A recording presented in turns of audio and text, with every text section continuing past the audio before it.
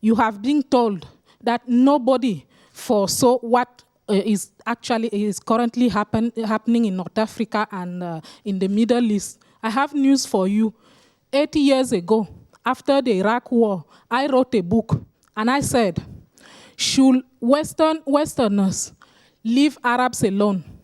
They themselves are going to overthrow these tyrannical rulers. Why? Because the need for freedom is universal.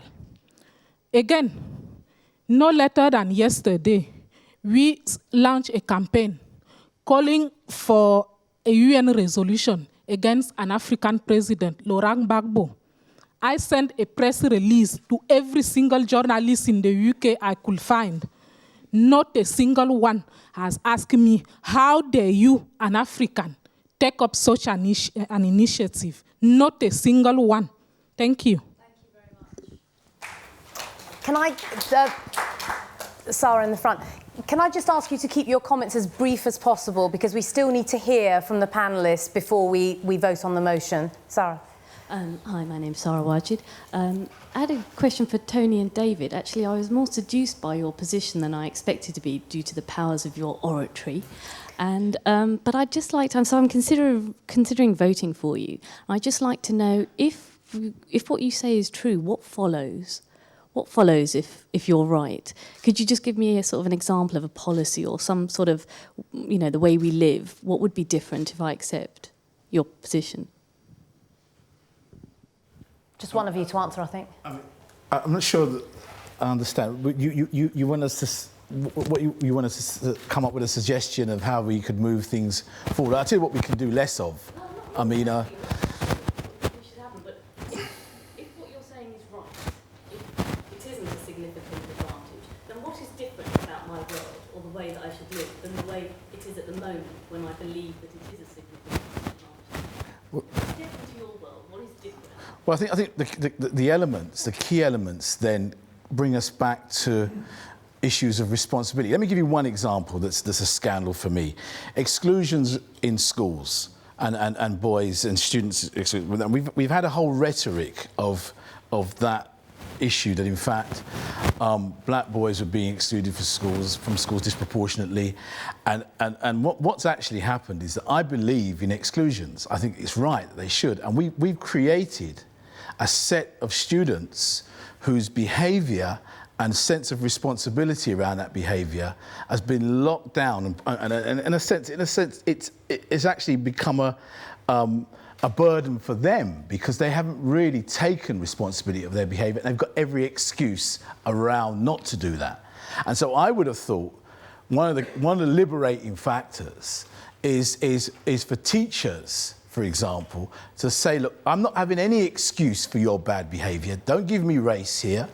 You know, when I stole the Mars bars from my local shop, I stole them because I love Mars bars, not because when in those days we got caned for that. And when I was caught, and that was it.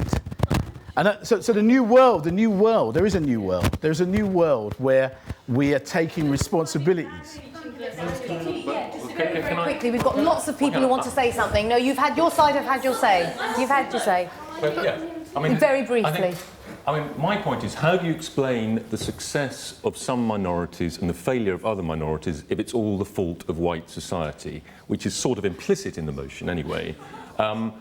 So the answer to that, then, your policy question is to, let's have less of this assumption that white society is racist, and look inside the cultures for the cause of failure, whether that's the white working class or Pakistani boys or Afro-Caribbeans. Rather than always looking at the white majority and blaming them when the evidence suggests they aren't a serious cause of the problem. Yeah, I think that's where we are. Can I? Very briefly, Joe. You ask where does it lead with their argument? Well, for a start, it leads to Tony's programme, as I've said, is fantastic, but he's spent 7 years getting black kids from age of 11 to the situation which they've got on Oxbridge offer. That's involved, as he said, working with them constantly, summer programmes, trips to Jamaica and everything else. the amount of effort that has taken to get those kids to Oxbridge almost proves the point that race must be a significant disadvantage if it takes that much work.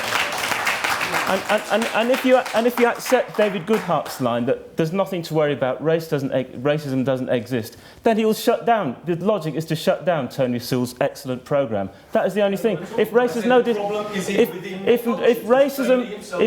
no disadvantage, then why have a programme like Tony's? Because it's just up to the kids themselves. That's the logic. Okay. Okay, the lady with the red sweater. Really briefly, there's lots of people who want to speak. Okay, take the microphone. I'm going to be very, very brief. You know, people say race is an issue, and it is an issue. Now, that gentleman there said that the chance of an Indian child born in Harrow will succeed. Do you know how many Indians actually go to all these places in the city, JP Morgan, etc., and how many then leave because they have to work under a white person who is least qualified, who is most inefficient, etc., etc. He's made it there, but then he can't go any forward, and he has to take instruction from somebody who is not half as qualified or half. And that goes on a lot. So don't give me that Indian kids succeed. Yeah, they may go to the university, they may go, but once there, every city bank, because I know my daughter works for one of them, and my son-in-law dropped out. He said, I can't take it, Ma, I can't take it. These are inefficient people who haven't a clue, and I have to work under them. And what are these people doing? Nothing. Indians, you have made it. You have made it. Yes, we made it, but there's still a lot of racism, and they are not promoted. They can't climb the ladder high up. You've made your point very, very well. Okay, we need to move on. Munira in the front, and then the lady there. Munira, come on, man, I want some of my people out there. Came from the introduction that I wrote in the Prospect magazine. Yeah. And the context of it was to say that it's no longer the significant disadvantage that many people presume it to be. And by that, it was just to make the point that there are many different ways of looking at social inequality. You could look at race, you could look at gender, you could look at class, you could look at the differences between people who go to private school, independent school, and those who go to state schools. There are any number of variables and patterns that you could look at. But if you look at the statistics, race is one of the least important. If you look at being non-white in this country, it is not the same as being disadvantaged. And that was the fundamental point. Why is that important? Why should that very nerdy fact matter?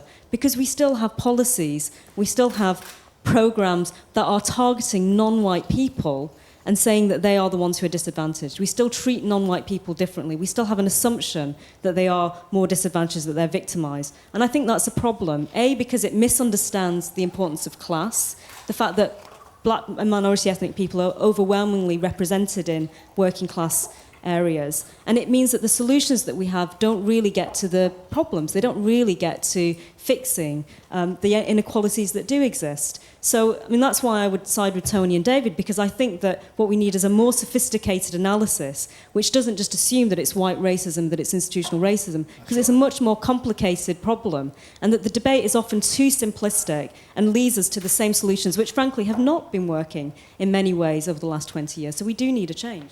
Yes.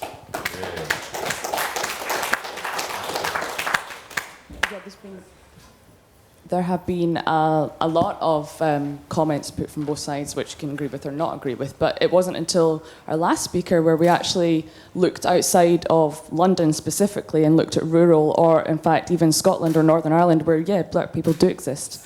And one of the things that I'm feeling strongly from a lot of the arguments that have been put forward, it has been put forward from a context of this geographical location and not taking into account UK-wide statistics, which is why I very much agree with your side of the debate on this one. But I find it hard. You're saying this is not about blaming white people for everything and saying that they're incredibly racist, but you cannot deny that there was a 600-year slave trade which has impacted upon millions of people and what's happening today and racism in this country. So therefore, we have to acknowledge the fact that there is a lot of assumed inheritance on birthrights. And I've been here for 2 days in London, and I've been visiting partner projects that we work with on race equality up in Scotland. And some of those projects that I'm working with, there are a lot of people there who haven't even realised that their own birthright and inheritance has put them in a different place, in a different position than other people purely because of the colour of their skin. So I think it's dangerous. I'm not saying that you're wrong. You put forward many interesting points, yes, but it's dangerous to say that race is no longer significant. The key word is significant. It's incredibly significant. And it's fantastic that there have been great strides and your boys make it into Oxford, yes, but the point that was made about it being a lot harder for them to get there in the first place, and the fact you even have to have a programme to get them in there, isn't a programme to get white boys in there. So that is evident that race is still significant.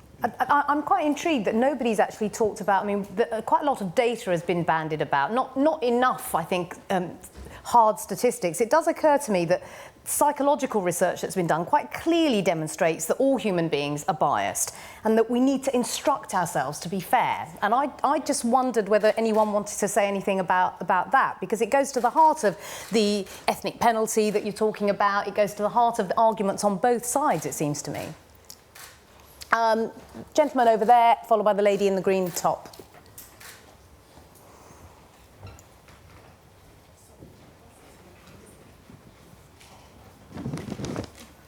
To first address your question, I think the issue around being biased is engendered in the cultural and historical background of a people in terms of their survival strategies. And so being discriminating in terms of what will give you the best opportunity to survive is a key aspect of being a human being. And I think when you talk about racism, and the way I define racism is white supremacy. The issue is understanding that it's a system of power, and it's linked to issues around economics. So when you talk about hardcore statistics and hardcore facts, when a 4% population of black people in this country, 25% of them are in prison, 17% dealing with life, another 25% carrying AIDS or HIV, 45% of black children in this country born into single family homes. And then you also have another statistic of 25% of the population being under the Mental Health Act. And when you look at the world, when you look at the global planet itself, how is it that less than 10% of the world's population can control 90% of the world's wealth? Over majority of the wealth in which we trade in this country, everything that Europeans value come from places that are not indigenous to them. And those individuals have continued to benefit from that process. So even when you go to school in a Western society, and I grew up in Los Angeles, was involved in the whole gang thing, but I managed to come out of school with high grades, given an opportunity to go to Harvard University, and all of that. So it's not about class, because I think class is based on whose school you're in. And if you're dealing with a school under the system of global white supremacy, then maybe it will apply. But in the black community, I don't think that we have low standards. I think we have high standards, but we lack the economic resources that provide us the options and the choices to be able to maneuver a system that has been set up to benefit and privilege the white. And that's the gist of it. And okay, you need to stop. Seriously, just to be fair to other people, you really need to stop. The lady in the green top. I just want to make one last point. Okay, as long as it's 30 seconds long. Okay, it's just 30 seconds. Malcolm X was asked about progress in the United States. He said, if someone stabbed you in the back and took the knife out an inch, would that be progress? It's not progress. The reality is when you take the knife out, allow a corrective behavior to take place to correct what was done wrong, and allow the healing to take place, then we're at a point of progress. It's not about assimilation. So you give me education so you can teach a lion to ride a bike. But to whose benefit is that if it's not going to benefit his own people and his own origin of where he comes from? That's what we're dealing with here. Unresolved issues from the past.